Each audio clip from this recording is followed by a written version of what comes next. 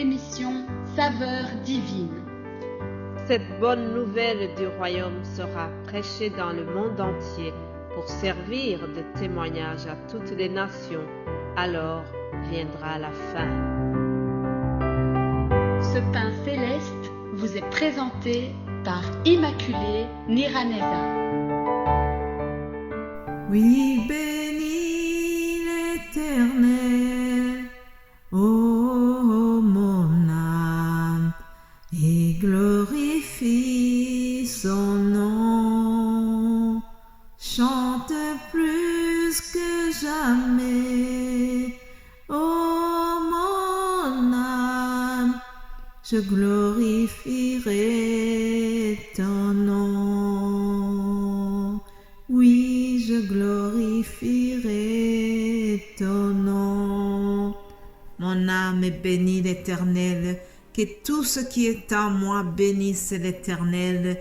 Vous tous qui écoutez cette émission Saveurs divines, bénissons l'Éternel ensemble. Rendons grâce au Seigneur qui nous donne d'arriver au bout de cette semaine.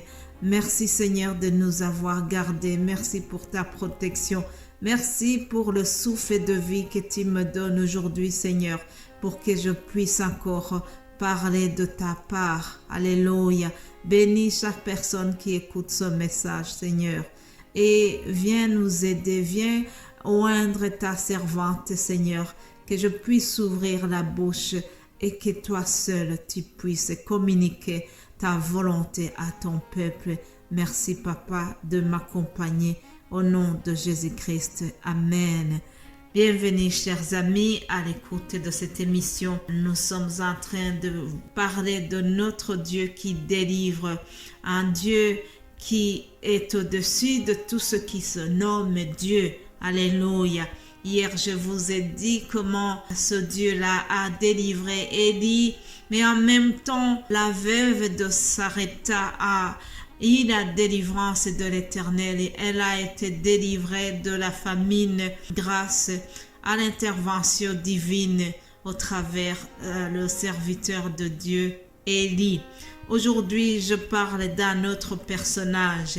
Lui et ce qui était avec lui dans la navire, lui, je vais dire l'apôtre Paul, lorsqu'il faisait son voyage vers Rome. Il est dans son 4e voyage missionnel, alors il est envoyé à Rome pour comparaître devant César. Alors, durant la navire, il y a eu une grosse tempête. Cependant, Paul et ses amis ont été témoins qu'aucun autre Dieu ne peut délivrer les siens comme le Créateur du ciel et de la terre. Ils ont expérimenté l'intervention de Dieu.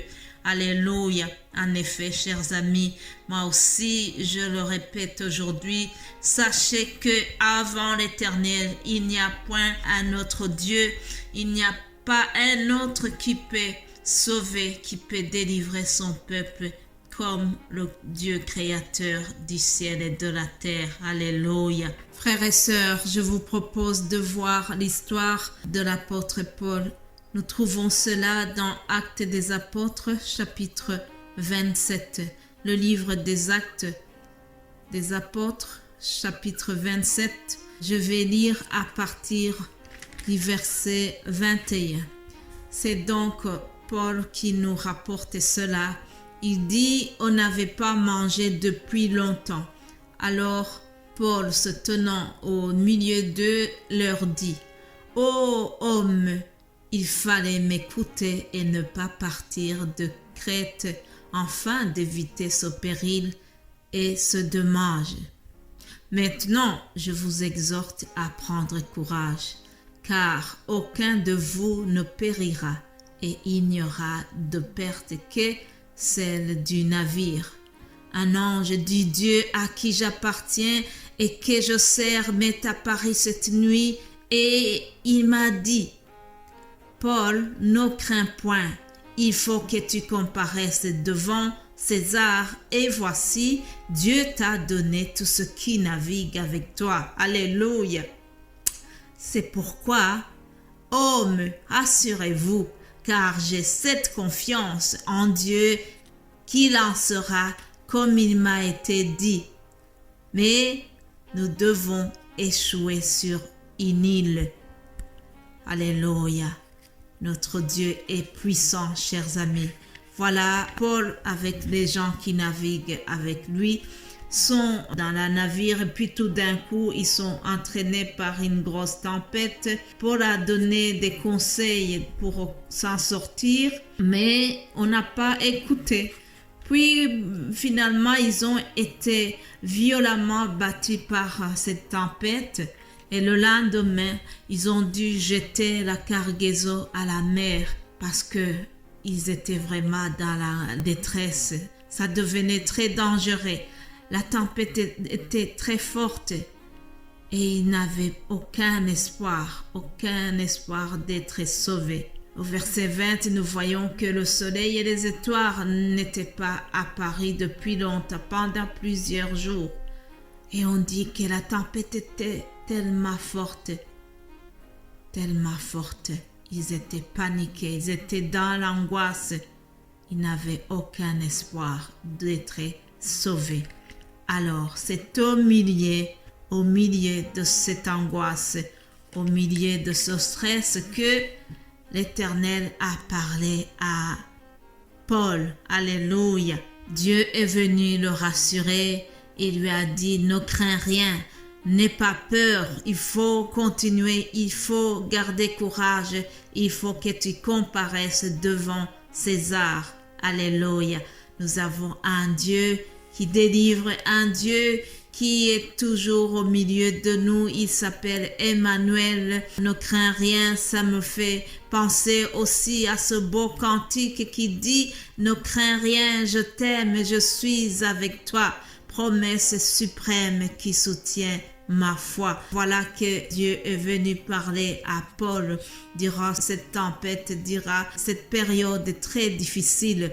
Alors Paul a encouragé ceux qui naviguaient avec lui. Il leur a dit, prenez courage, car aucun de vous ne périra. Alléluia. Il n'y aura pas de perte sauf celle du navire. Voilà un serviteur de Dieu qui est en train d'encourager son équipe, qui est en train d'encourager ces gens qui sont autour de lui. Et pourtant, il est en train d'aller comparaître. Il est entouré des gens qui ne l'aiment pas nécessairement. Et pourtant, Paul se montre vraiment comme un vrai serviteur de Dieu. Il est là pour donner des conseils. Il est là pour encourager ceux qui sont angoissés. Il est là pour leur dire que Dieu est avec eux. Il est là pour marquer la différence. Alléluia. Voilà, chers amis, ça c'est notre rôle aussi. Nous sommes en train de naviguer dans ce monde vers le ciel. Mais au milieu de la navigation, il arrive que nous ayons des tempêtes. Il y a toutes sortes de tempêtes et nous devons nous encourager les uns les autres. Alléluia. Au verset 42, nous voyons que les soldats qui gardaient donc ces prisonniers ont même tenté de tuer les prisonniers. Alors, ils avaient peur que si on remarque que les prisonniers ont échappé, ils allaient avoir des problèmes. Alors, ils ont demandé qu'on les tue.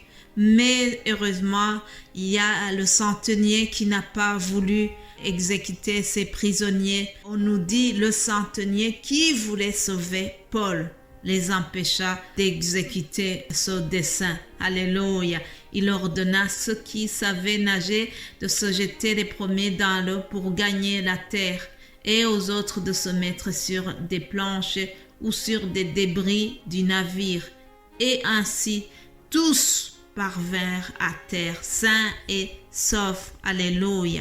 Sains et saufs parce que Dieu avait dit à Paul qu'il doit arriver sain et sauf, qu'il devait absolument aller comparaître devant César. Cher ami, mon frère, ma sœur qui m'écoute, je termine en t'encourageant en te disant que notre Dieu est le seul qui peut délivrer son peuple.